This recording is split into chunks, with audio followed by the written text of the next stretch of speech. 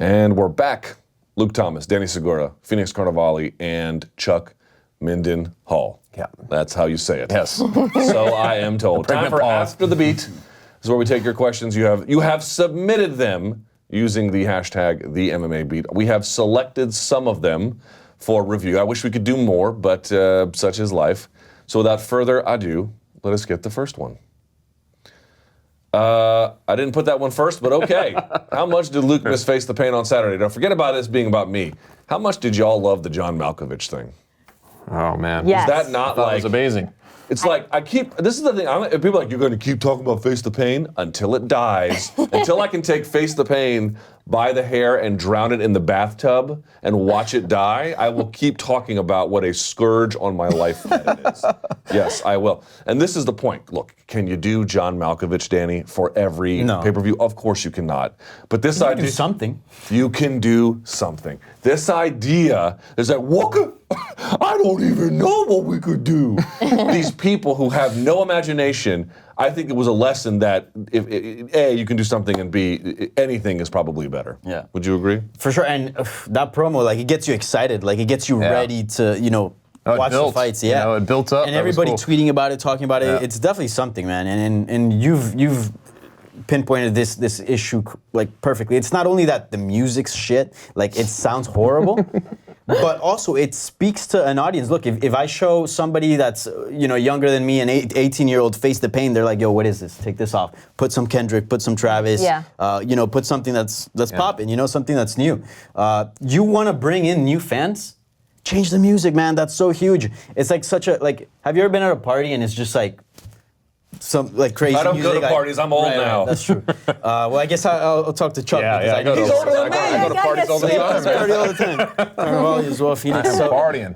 I mean, it's everything. The music's so important. It sets the vibe. Just watching that promo, man, it got me so hyped for a card that I was already watching. The music tells you also who's there. Yeah. Who's here. Yeah, you can gauge by the music. They did classical and then like an upbeat. They kind of spliced it in. It was well done. But to the point you made, did you watch the Bad Blood episode for Khabib and? I didn't watch it all, but I watched it. So you saw it? Yeah. So they tell the story of Conor, and then they tell the story of Habib, and then they show all the highlights of him just smashing to Kendrick's to Humble, whatever. Dude, I was like, woo! Yeah. That was hot. I couldn't believe how good that was, man. And it's like, what? I don't understand what y'all are waiting on at this point. Like, everybody is begging you, and then there are the donks who show up on Twitter being like, I like it. Like, they're just poking the bear, aren't they? Delete your account and move to the bottom of the ocean, please. You are a nuisance on my life. All right. Next, please. Sorry, I get all riled up. All right, there, Phoenix. Yay or nay? Holloway versus Ortega is the best fight, at least on paper. Currently booked in MMA. True or false? I'm biased. I'm going to say true. I love them both. I absolutely love them both. I think anything that Holloway and Ortega do is exciting. On paper, it's also exciting because you could change your opinion every day. I think this is one of the most exciting fights with two guys that don't have to talk crap at all. They don't. And they're super nice. They're both super nice. I mean, like, Ortega admittedly says he's got a little thug in him. If you mess with me, like, I'm going to talk back, whatever.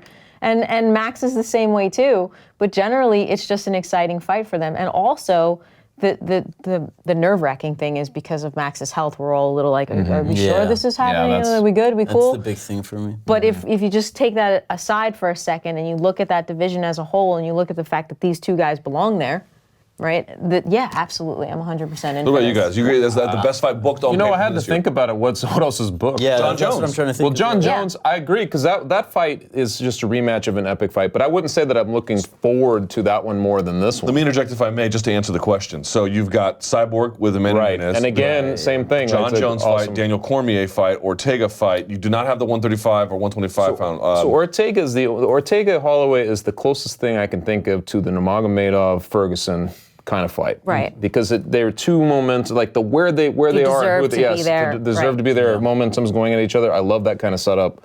And that's what was so disappointing about not getting the Fergie-Nurmi fights the first time. So, of course, that builds us up. Fergie-Nurmi? Yes, I think that fight, honestly, would be the... Fergie-Nurmi. It sounds like UFC 239, you guys had some bonding. Yeah, we were hanging. But, no, but I think that, honestly, I think that probably is the one that would excite me the most. I think as it comes up, as long as everything goes according to plan. I wanted to see it really bad So I just hope it happens. Yeah. Danny? That's a tough one. I think promotion-wise, I think Gus and Jones, you know, he said it, like, I respect Jones' in-cage performances and his skills, but as a person, I don't like him. I don't respect him. That's what Gus has said in the past. So I think build-up-wise, I think that'll be fun. I think with Ortega and Holloway, like, they're going to be nice to each other. I mean, those are two guys that if you poke them, they'll fire back, but they're not going to take the first shot. But as far as just skill-wise, dude, that fight, I mean, who knows? Who knows what's going to happen? Because a few people have already pieced up, you know, Ortega on the feet, but then eventually get caught in a submission. He looks better and better, though. So you wonder if Max Holloway can do that, but you know, there's a lot of intrigue there. Plus, we've already seen Gus Jones, so I would say that there's a certain degree of obviously novelty and newness to Ortega and Holloway. I'm still going to go Jones Gus for me. Yeah, I just think Jones coming back.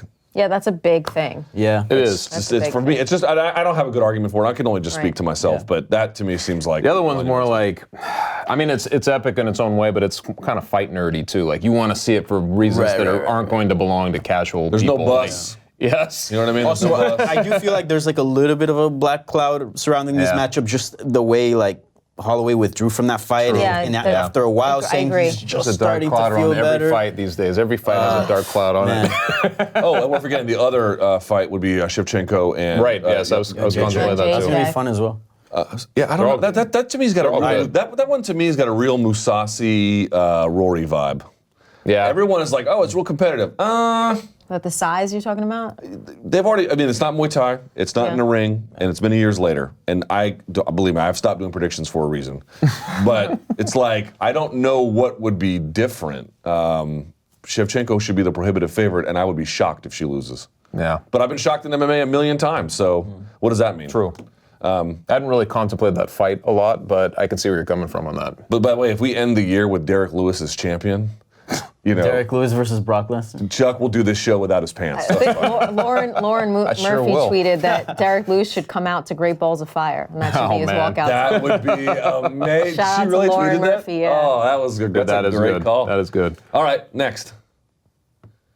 Any fresh fights you'd like to see for Mighty Mouse when he comes back? Now, this is an interesting one. There's two parts of this. We'll just start straight up with it, Chuck, as it is. Okay. Doesn't have his title. It looks like Cejudo's going to fight TJ at some point. We don't really know yet. But what would you think about an appropriate return fight for him? Because that is a tough one. Gosh. Almost nobody in the 125 division, man. Isn't that interesting? Yeah, because he's already, and so it's like then you go to the next thing.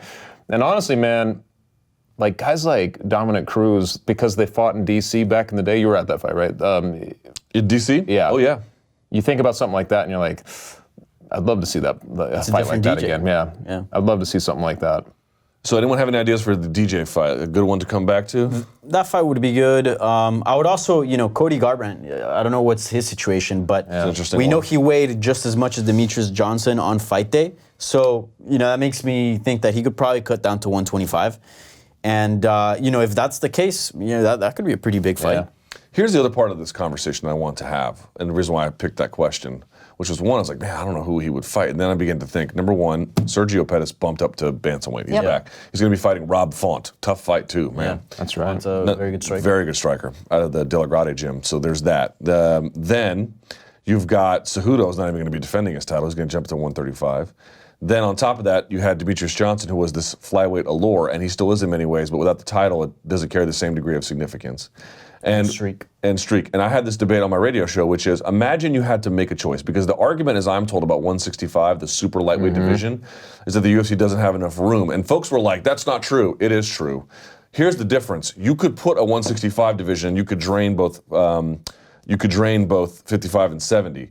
Or make it 75 or something. But the reason why you would still have to gain fighters is because the cheap end is what you would be using to fill it back in, the bottom tier. The issue is I talk to fighters all the time, and they tell me, I cannot get enough fights. I can fight 2 times a year, it's not enough. I hear it routinely. And because there's not enough space on these cards. Now, we can debate that or not. I think it's true, but forget all that. Imagine you had to make a choice. 125 or 165. You can only have one. What would you pick? Danny?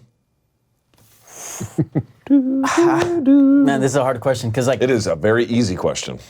Promotion-wise, 165. No, you get to make it. Let's say the UFC was killing it with business, and it wasn't about that necessarily. You knew you would make money with 165, but you didn't need it. I didn't need money. You didn't necessarily need it. No, be nice to have. I don't need to sell pay-per-views, right? You always need to sell pay-per-views, obviously, but it's not like I need to meet a certain. Right. It's not. Oh, just answer the question. I would honestly, I would keep 125 because I do feel like in a way, fighters do have a home at 170 and have had a home for years. Same thing at 155, and mixing that up would be interesting. Would it be fun? But at the same time, if that means taking a weight class away from, and let's keep in mind, like 10 pounds from 125 to 135, it's a huge difference when you're at that lower weight. All those guys that are elite, like Demetrious Johnson, I don't think he'd be as successful as he is today if it wasn't for that 125-pound division. Of course not. And we really saw one of the greatest fighters of all time step in that cage when he was fighting. Okay. And I think it'd be a shame to not give someone like Demetrious Johnson or many other fighters, even like Henry Cejudo, that option. And then just have them force, fight at a weight class that, it's just not natural for them. So. I don't know if I could choose. I don't think that's fair to choose. You have to choose. That's an exercise. I know. You actually don't have that power. Okay, so like here's what I'm saying is that I love 155 and 170 because it's the speed and the athleticism of the smaller guys and the power of the bigger guys. It's the perfect middle ground. Yeah. So I love that, and I love the opportunity to keep people as healthy as possible. So if there was an option for the 165, I'm like 100% with it. Plus, Duke Roufus was telling me yesterday, he's like, that's an opportunity to build another star. And we keep talking about how we need more stars. And when you're a star, it's usually when you're also the champion. Not always the case, but that's a possibility. So, but I've always been impressed with the 125 guys. I've always been a big DJ fan. I can't give you an answer. I'm sorry. Skip. Typical fence rider. Unbelievable. What do you think, Chuck? I can't answer. No, I'm just kidding. To me, it'd be simple. I would get rid of 125 pounds. That is the correct answer. Really? Yes. Yeah. Oh, 100%. But there's a lot of reasons for it. But because it's not a big seller, is that? That's a big part of it. I just think that, I don't know. There's a lot of reasons for it, but a part of it is honestly, that would really be the only part. It's like right? there's not as many compelling matchups, basically, and there's not as many, like, even on this last one that we just went with the crowds booing through one fight, you know what I mean, in Vegas, and that's the Pettis fight. Right. So I don't know what it is. It's lost steam. I don't know if it's, at this point, DJ ran it for so long. You get Cejudo. I'm not sure where the appeal is right now for the division. And I know you could make 165 and it would flourish. And like the average human being hangs out in that division anyway. Like there's much more people at that weight than there are at the 125 weight as far as men. 100%. Right? So, and I think that a good many of the 125s, not all of them, could assimilate back to the bantamweight. So you have Cejudo as the champion. He's going to be fighting at bantamweight next, at least. Right, Johnson, we'll see. Pettis already bumped up. So that leaves you Jussier Formiga, Joseph Benavidez, who I would say is closer to the end of his career than the beginning, Ray Borg, Devison Figueiredo, John Moraga, Wilson Hayes, Dustin Ortiz, Alexandre Pantoja. Right, you're going to keep that over 165? I find that insane. I just feel bad. Here's the thing. I feel bad saying that, and then all my 125 friends. It's not that they're not good. It's not that they're not good fighters. They're all world-class, superb talents. Right. To your point, historic greatness. Yeah. In the case of Demetrious Johnson, and you would lose that. But let's just be real about it. What division would you pick behind flyweight? If you had to make a choice between flyweight and bantamweight, or flyweight and feather, flyweight and light, flyweight and welter, flyweight and middle, you'd pick all of them ahead of flyweight. That's just the reality of it. People have this weird thing where they're like, oh my God, Demetrious Johnson's so little, I'd beat him up. Demetrious Johnson would wreck your shit. Yeah. Please. But that's not the point. The point is that there's this dumbass perception that exists, and it continues. You can make way more stars out of 165 than you ever will out of 125. And you're going to get some ridiculously good talent there. You're not manufacturing something. So, I agree with you. If you've got a good fight palette, 125 is the bee's knees. But a lot of people don't. And this is a business to run. 165 is the right answer. Right. All right, there you go. Glad we had that debate. Sorry, 125ers. 125 for luck. All right, what about there? What about you, Chuck? You love these questions. What is your favorite dipping sauce? That's a loaded question because we don't know what we're dipping. Dipping sauce. But do you have some things you gravitate to? Nacho cheese. I don't know. I'm trying to think in terms of... Nacho cheese is a good one. Nacho cheese is good. Would hummus be like a dipping sauce? we already went through is that more of a spread? I don't know if that.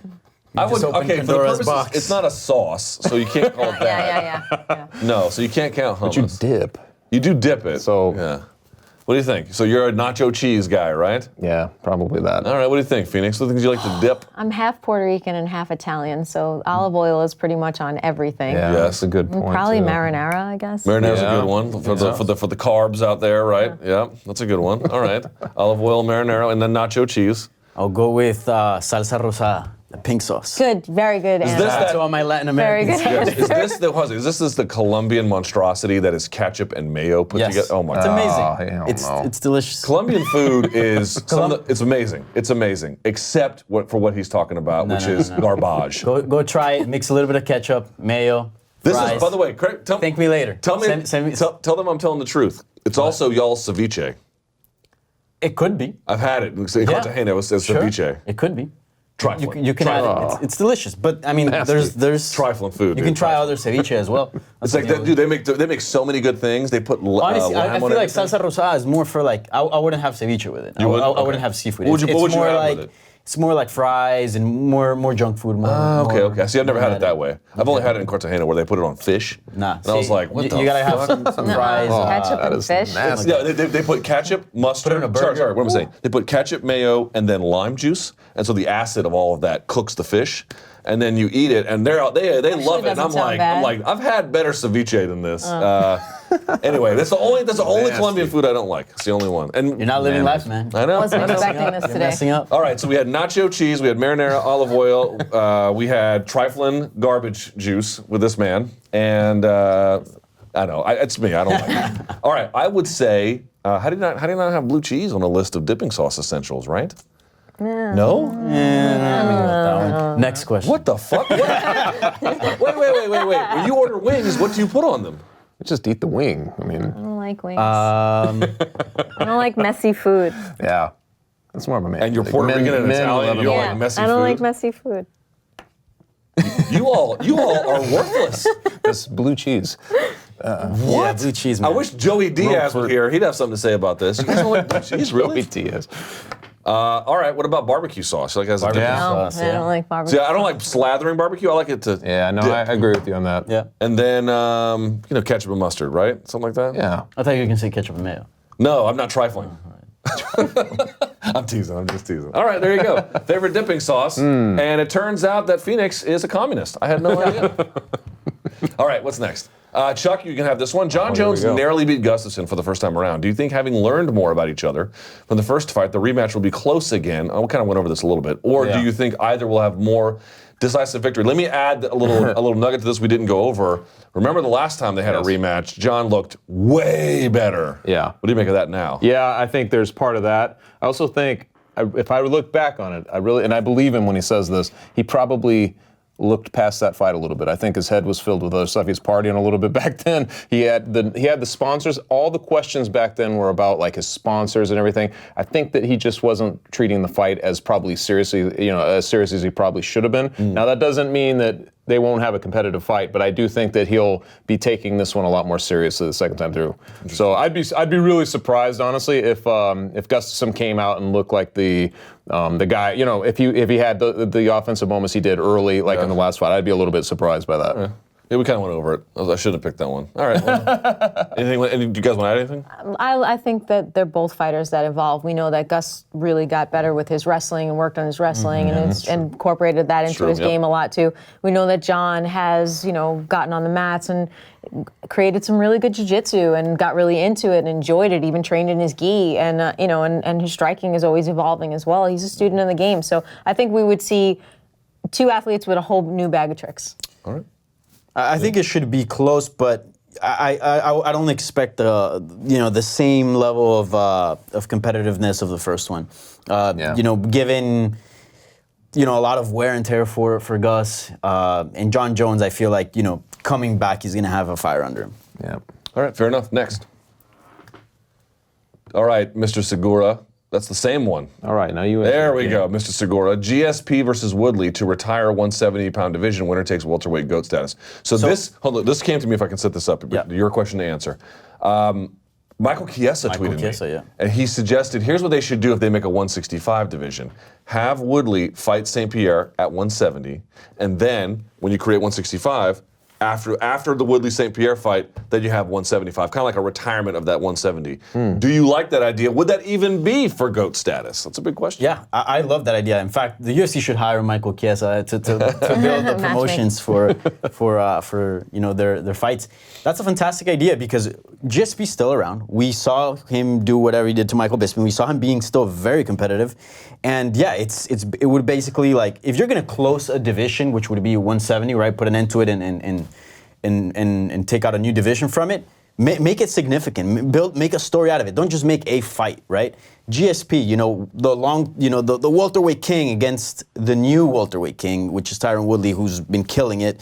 That would be a really good fight to have for the last 170-pound title. I mean, that would be perfect. I mean, I'm all for the idea of ending it that way. If that's what they're going to do, I'd love that, because GSP, that was his division. He should be there for that fight, you know what I mean? And you got the guy who's current, he's the one who's there. So that idea I love. Now, but I just don't think it would be for GOAT status unless GSP wins.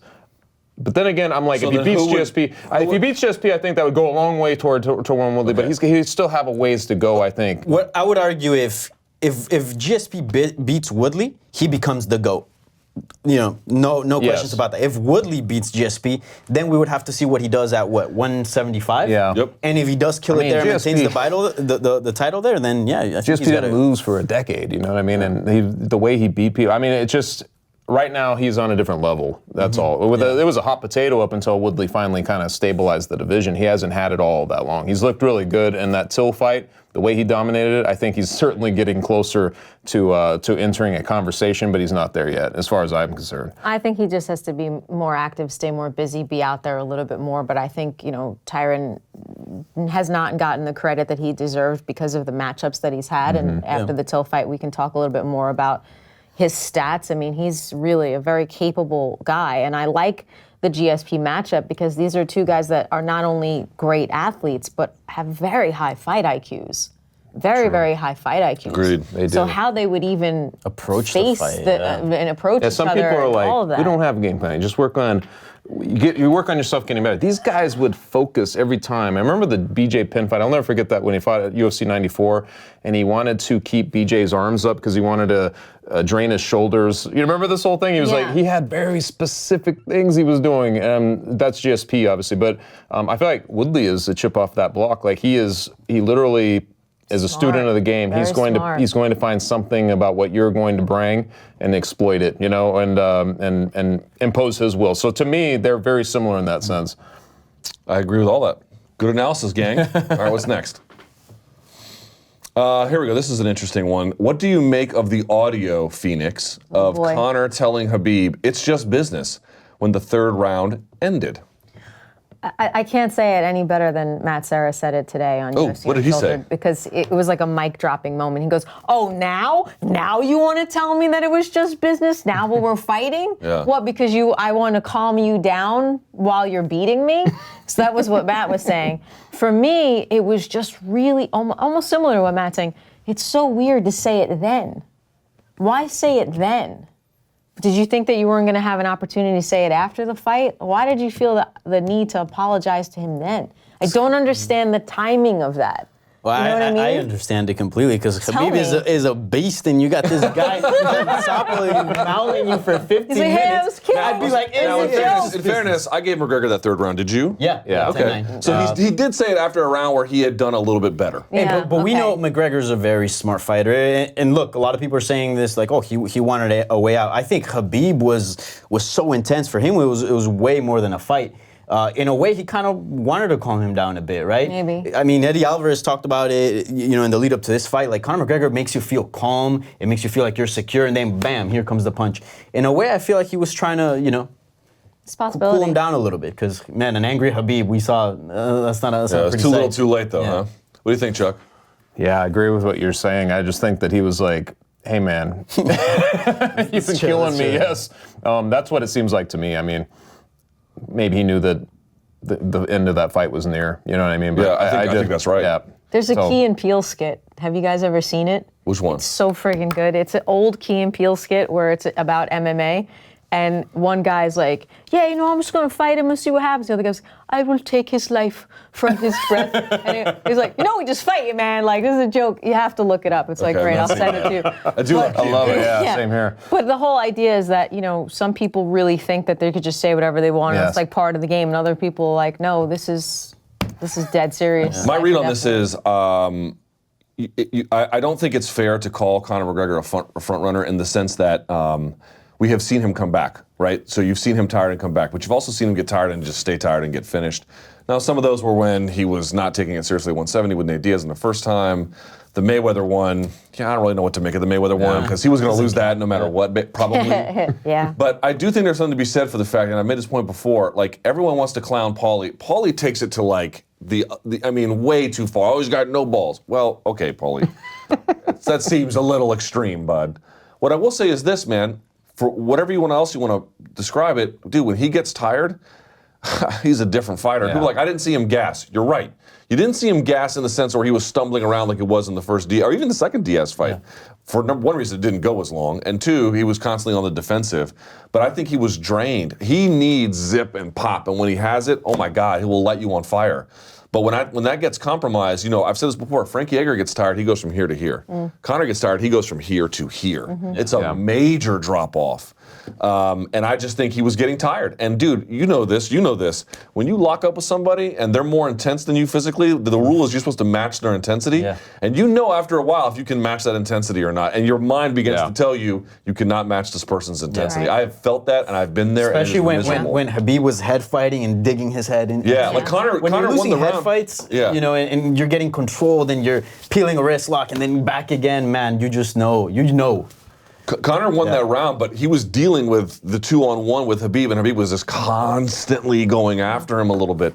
And I think I think he felt that intensity and was a battle of will. Well, his team was criticizing themselves, saying they were just like too much on the defense. Right. And also Duke said something, and I don't know how true this is, but he thought that Conor was hurt going into that fight, that there was a possible rib injury as well. And I look at it, and I don't think Conor is as fast as he normally is. I did think that there was a decrease in his speed, but it could have been the tentativeness. As I have to watch everything that this dude is doing. Yeah. I thought he defended a lot better than I expected him to, actually, in the first round as well. So here we are talking about this fight again, but all of these variables are very interesting. Yeah, could be mind games, could have been fatigue, could have been just feeling a guy's intensity. I just, when a guy like that is in your face, shit, bro. You can feel every inch of that. So, all right.